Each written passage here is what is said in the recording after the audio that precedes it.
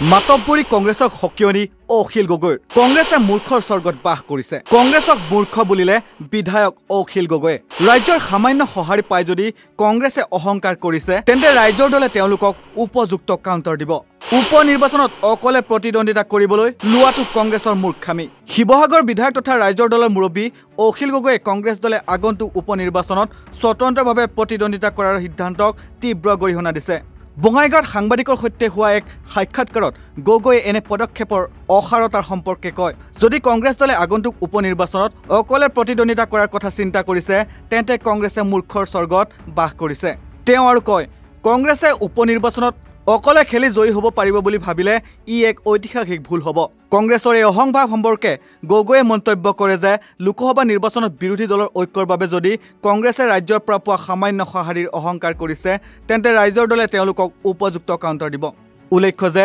মঙলবাৰে অসম প্ৰদেশ কংগ্ৰেছৰ সভাপতি ভূপেন কুমাৰ বৰাই উপনিৰ্বাচন অনুষ্ঠিত হ'বলগীয়া 5খন বিধানসভাৰ দলটোৱে অকলে প্ৰতিদ্বন্দ্বিতা কৰিব বুলি মন্তব্য কৰিছিল বৰাই উল্লেখ কৰিছিল যে সোমবাৰে কংগ্ৰেছৰ সাধাৰণ সম্পাদক জিতেন্দ্ৰ সিঙৰ সভাপতিত্বত জিলা পৰ্যায়ৰ দলীয় নেতাসকলৰ সৈতে হোৱা বৈঠকত এই সিদ্ধান্ত লোৱা হৈছে দলৰ স্থিতি পুনৰ দৃঢ় কৰি বৰাই এক্সত লিখে উপনিৰ্বাচন অনুষ্ঠিত হ'বলগীয়া 5খন আসনত অসম প্ৰদেশ কংগ্ৰেছে অকলে প্ৰতিদ্বন্দ্বিতা কৰিব আমি 5টা জ্যেষ্ঠ নেতাৰ দল গঠন কৰিম যিয়ে তৃণমূল পৰ্যায়লৈ হাত আগবঢ়াব স্মৰ্তব্য যে উপনিৰ্বাচন অনুষ্ঠিত হ'বলগীয়া বিধানসভাৰ সমষ্টিকেইটা হৈছে অসমৰ চামগুৰি বিহালী ধলাই চিডলি আৰু বঙাইগাঁও বিধানসভা সমষ্টি নিউজ ৰিপৰ্ট নৰ্থ ইষ্ট নাও